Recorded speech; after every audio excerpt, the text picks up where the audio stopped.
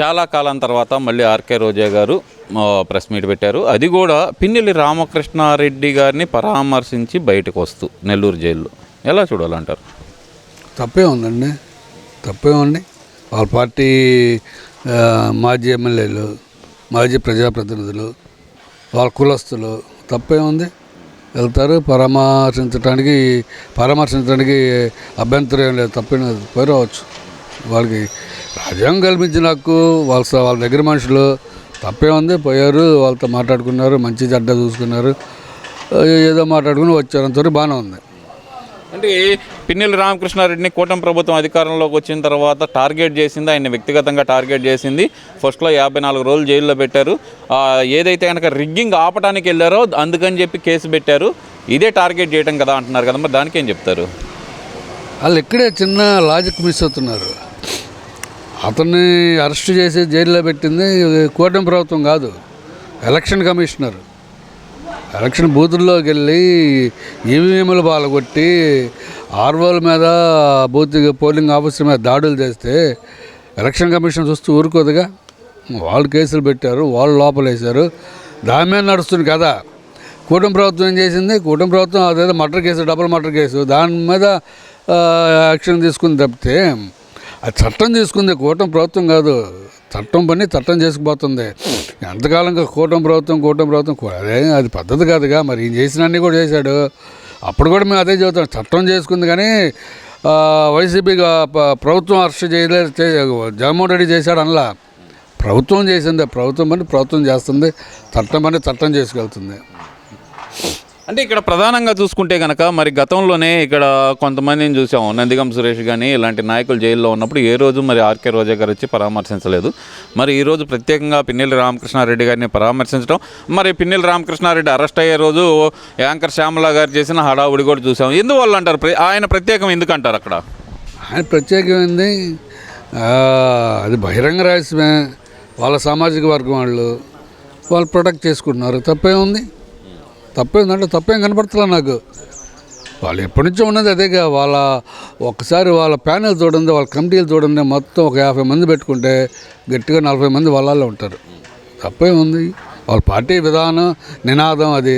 దాని తప్పు మీరెందుకు తప్పడుతున్నారు నాకు అర్థం కావట్లా. కరెక్టే. సరే, ఇదంతా ఒకెత్తు అయితే కనుక పోలీసులందరూ ఏదైతే కనుక కూటమి ప్రభుత్వం చేస్తున్న పరిపాలనది, అది ఏదైతే రెడ్ బుక్ రాజ్యాంగం అమలు చేస్తున్నారో వాళ్ళందరూ కట్టగట్టుకొని బావిలో దొక్కాలి అంటూ ఆర్కే రోజా చేసిన కామెంట్స్ ఎలా చూడాలంటారు మరి ఈ కామెంట్స్ని?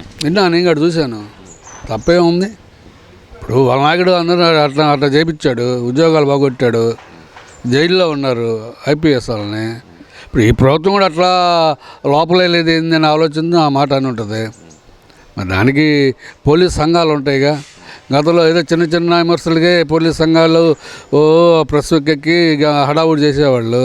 మరి వాళ్ళు ఒక్క పోలీస్ సంఘం నుంచి సంఘ ప్రతినిధులు ఒక్కరు కూడా ఇది ఖండించలేదు. మరి ఏందో ఆలోచించుకోవాలి. ఎందుకని ఖండించలేదంటారు? మహిళా మాజీ మంత్రి అని చెప్పి వదిలేశారనుకోవచ్చు అంటారా? లేదంటే కనుక ఇది రోజా గారు చెప్పినట్టు దూకటానికి సిద్ధపడ్డారనుకోవాలంటారా? పోలీసులు కూడా ఆమె పెద్ద నాయకురాలని వాళ్ళు భావించి ఉండకపోవచ్చు.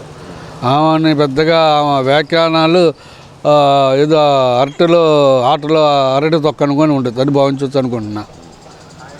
ఆయన అనేది ఏముందిలేండి. ఇప్పుడు రోజా అన్న అంతకుముందు నిన్న మీరు ఆ ప్రెస్ మీట్లో చంద్రబాబు గాడు అంది, విన్నారా? చంద్రబాబు గాడు అంది. మరి మా డైమండ్ రాడి అట్లా ఇక్కడ చిలకూరుపేట ఆమె కూడా ఉందిగా, చంద్రబాబు గాడు జాగ్రత్త అని. సరే, వాళ్ళకి ఏంటంటే మరి చంద్రబాబు గారికి రక్త ప్రశ్న వేసారు. తిడతాడు, తిట్టించుకోవడానికి ఆయన ఉన్నాడు. మరి ఏముంది, మరి ఎక్కడ రాజీ పడ్డాడో ఏందో తెలియదు. మరి కొడుకు రాజీ పడ్డాడా, రాయలసీమ మినిస్టర్ ఎవరో ఒక అతను, మరి ఈయన స్కామ్ ఒకటి ఉంది, ఆ స్కామ్ కాడ ఏమో మరి ఆయన ఇద్దరు కలిసి రాజీ పడ్డారు ఏందో తెలియదు. రోజా ఇవాళ కొత్తగా ఏం కాదు, అంతకుముందు గాలి నాకుడు గాల్లో గెలిచారు అంది. ఇంకొద్ది ముందుకు వెళ్తే దమ్మున్నాడు అని ఆడంగి ఏదో నా కొడకలారని ఏం ఓపెన్గా మాట్లాడింది. మరి ఇంతవరకు ఆమె మీద ఎటువంటి స్పందన లేదు. ఆమె కేసు అన్నీ ఆధారాలతో సహా ఉన్నాయి. మరి ఈ మీద కూడా ఉన్నాయి. డైమండ్ రాణి మన చిలకూరుపేట మీదుగా మైనింగ్ ఎన్ని రికార్డ్స్తో సహా దొరికిందిగా. మరి ఎందుకు ఆలస్యం చేస్తున్నారో ఏందో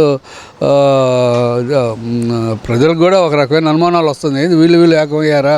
ఈ చంద్రబాబు గారు కూడా నా భార్యను తిట్టారు, నన్ను తిట్టారు అంటూ ఆ రోజు శోకాలు పెట్టి గందరగోళం కింద పడి ఏడ్చి గిలగిల కొట్టుకున్నాడు. ఇవాళ అధికారంలోకి వచ్చాడు. అయినా చట్టపరంగానే చేయమన్నారుగా. నేను ఆ రకంగా విమర్శిస్తుంటే చట్టం పరిధిలోనే చట్ట ప్రకారంగానే ఎంక్వైరీ చేసి దాంట్లో నిజాలైన నిర్ధారణ చేసి యాక్షన్ తీసుకోమన్నారు కదా. మరి ఇంతవరకు మరి ఆ రకంగా ఏం జరగట్లేదు. ఓకే, ఇదంతా ఒక అయితే ఇక భోగాపురం ఎయిర్పోర్ట్ సంగతికి వద్దామండి. ఎయిర్పోర్ట్ అనేది నేనే కట్టాను అని చెప్పి జగన్మోహన్ రెడ్డి చెప్తున్నాడు. దానికి ఏం చెప్తారు మరి? ఈ జగన్మోహన్ రెడ్డికి అదో రకమైన మైండ్ ఏదో చితికిపోయినట్టుకుంది. వాళ్ళకి అదో లెగసీ.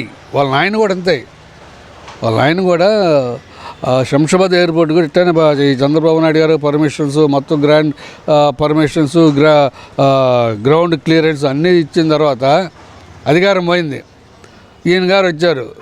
ఇదే గొడవ చేస్తుంటే పివి నరసింహరావు ఈయన మన్మోహన్ సింగ్ పిలిచి నీకు చంద్రబాబు గారు వ్యక్తిగత గొడవలు ఉంటే మీరు చూసుకోండి, ఇది ఇంటర్నేషనల్ ఎయిర్పోర్టు, ఫారినర్స్ అఫైర్స్, వీళ్ళందరూ ఫారినర్స్ వస్తూ ఉంటారు, ఈ టైంలో నువ్వు గెలుక్కోవటమైంది, పిచ్చి పని చేయకుండా ముందు దాన్ని కంప్లీట్ చేయమన్నాడు.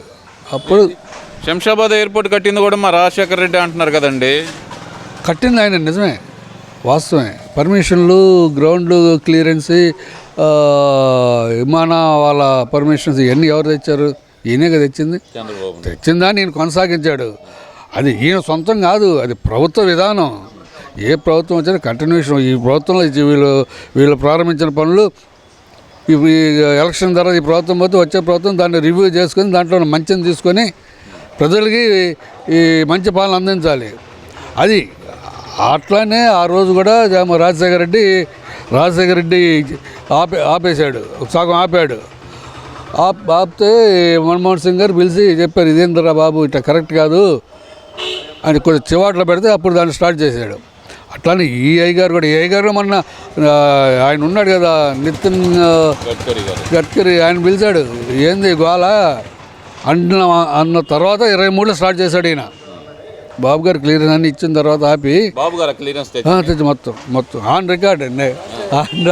మరి రోజా గారు చెప్తున్నారు కదా, ఇవన్నీ మేమే తెచ్చాము, చంద్రబాబు చేసింది ఏం లేదని ఆమె చెబుతుంది కదా. మరి రోజాకి ఏముంది, ఆమెకి ఏం తెలుసు, పైన స్క్రిప్ట్ ఇచ్చారు, ఇది మాట్లాడింది అదే చదువుతుంది. ఈయన వాళ్ళ మీద ఏం తీసుకోబట్టని వాళ్ళు విచ్చలవిడిగా పెట్టలేకపోతున్నారు.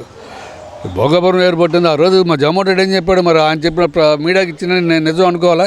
ఈయన రోజా గారు ఆయన ఏమన్నాడు, ఈగల దోలు కావాలి, ఇది 14 నాటికల్ మైల్ దూరంలో ఉన్న వైజాగ్ ఎయిర్పోర్టు ఉంది, మళ్ళీ భోగాపురం ఎందుకు పెట్టుకోవాలి, దాచుకోవడానికి ఇవన్నీ మాట్లాడారు కదా. ఆ రోజు వేస్ట్ అన్నారు కదా. మేము రాగానే రైతులు భూములు ఇస్తా ఉన్నారు కదా. మరి అన్నీ నిజమేనా? దాచుకోవడానికైనా, ఈగలు తోలుకోవడానికైనా ఎయిర్పోర్ట్ పెట్టింది. మరి మీరెందుకు దాన్ని కొనసాగించారు? 2023లో మీరెందుకు పర్మిషన్ తీసుకొచ్చి మళ్ళీ డ్రామా ఆడారు? ఇవన్నీ వినటానికి బాగానే ఉంటాయి. మరి కడప స్టీల్ ఫ్యాక్టరీ ఏం చేశారు? కడప స్టీల్ ఫ్యాక్టరీ బాబు గారు వేశారు, ఆపేసావు. ముందు మీ నాయన వేశాడు బ్రాహ్మణీస్ స్టీల్ ఫ్యాక్టరీ అని, ఆ గాలి జనార్దన్ రెడ్డికి 13,000-14,000 చిల్లర ఎకరాలు దోసిపెట్టాడు. ఆ తర్వాత మీ నాయన వెళ్ళాడు, వాడు వెళ్ళాడు, ఉన్న భూములు అమ్ముకున్నారు. చివరికి అది అగమ్యగోచరంగా అయిపోయింది. ఆ తర్వాత బాబు గారు వచ్చారు, మళ్ళీ ఆయన స్టీల్ ఫ్యాక్టరీకి శంకుస్థాపన చేశాడు. ఆయన పోయాడు, నువ్వు వచ్చావు, 1వ కృష్ణుడు, 2వ కృష్ణుడు, 3వ కృష్ణుడు లాగా నువ్వు వచ్చావు. నువ్వేం చేసావు? మా చెల్లికి మళ్ళీ పెళ్ళంటూ 1924 మధ్యలో 2 సార్లు చేసావు నువ్వు శంకుస్థాపన. ఒకసారి జిందాల్తో చేసావు, ఇంకోసారి వేరే వాళ్ళతో చేసావు. మరి ఏంది? ఏదైనా కొద్దిగా ప్రారంభోత్సవం, శంకుస్థాపన కాదు, శంకుస్థాపన చేసి ప్రారంభోత్సవం చేసినండి మొగాడు మునగాడు అంటాడు.